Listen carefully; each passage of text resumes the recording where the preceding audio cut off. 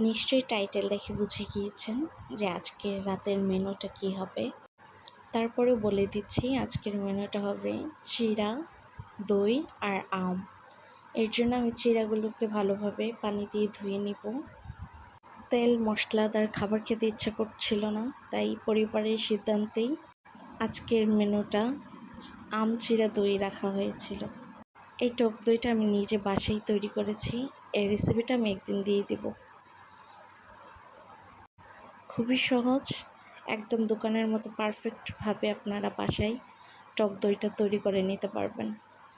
দইটা এত ভালোভাবে বসেছিল, আমি বারবার দইটাকে ভালোভাবে দেখছিলাম যে কতটা সুন্দর লাগছিল আমার দইটা। একদম ঝামেলাবিহীনভাবে এই দইটা আপনারা বাসায় তৈরি করে নিতে পারবেন।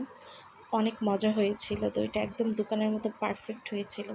যদি আপনাদের এই দই বানানোর রেসিপিটা প্রয়োজন হয়, আপনারা কমেন্টস করে আমাকে জানাবেন, আমি দইয়ের রেসিপিটা আপনাদেরকে দিয়ে দিব। আজ এই পর্যন্তই। সবাই ভালো থাকবেন, সুস্থ থাকবেন। আল্লাহ হাফেজ।